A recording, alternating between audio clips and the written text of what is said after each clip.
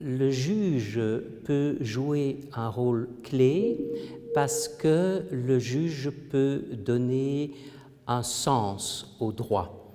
On dit parfois le juge peut être un ministre du sens. Et le sens, c'est à la fois le sens de l'esprit, de l'interprétation, de meaning, mais c'est aussi le sens de direction, la direczione, que le juge peut donner à la loi à long terme. L'interprétation, c'est le court terme, et puis il y a le sens vers lequel la loi va à long terme.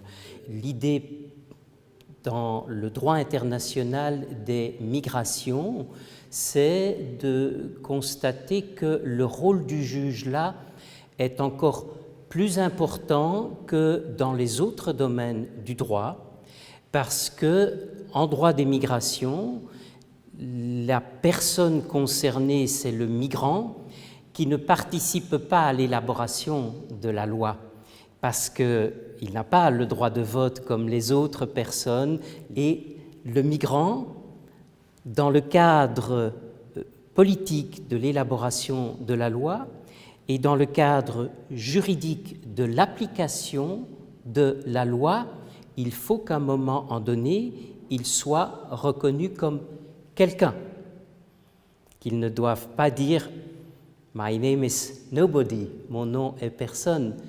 Et dans l'élaboration de la loi, il n'est personne, il ne participe pas. Dans l'interprétation de la loi, c'est le juge qui peut être sa voix. C'est pour ça que c'est un rôle clé. On dit généralement qu'il y a deux voies, et j'essaye d'en ajouter une troisième. Il y a la voie de la passivité, pacifisme, c'est-à-dire le juge n'intervient pas. Il dit « ce n'est pas mon rôle », parce qu'il y a toujours le risque que l'on dit alors que le juge se met à la place du législateur ou du gouvernement, ce qu'on appelle parfois le gouvernement des juges. Et alors le juge se met en retrait et il ne se prononce pas.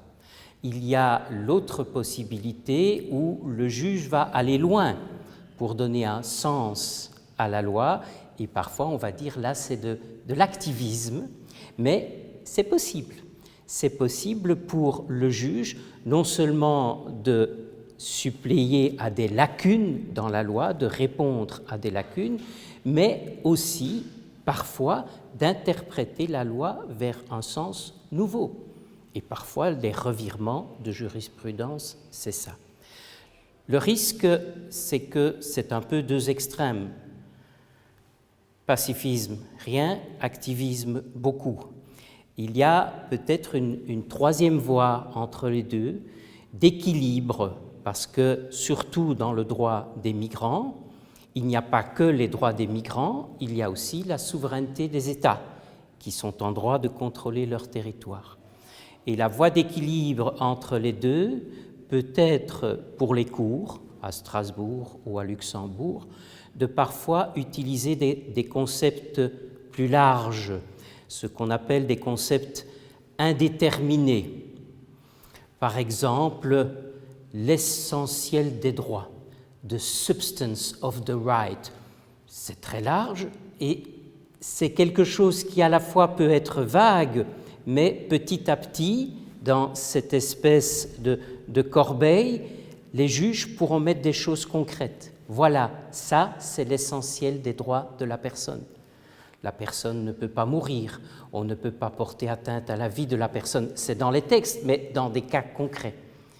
Et ça permet d'essayer cet équilibre entre la souveraineté des États et les droits des personnes, les migrants.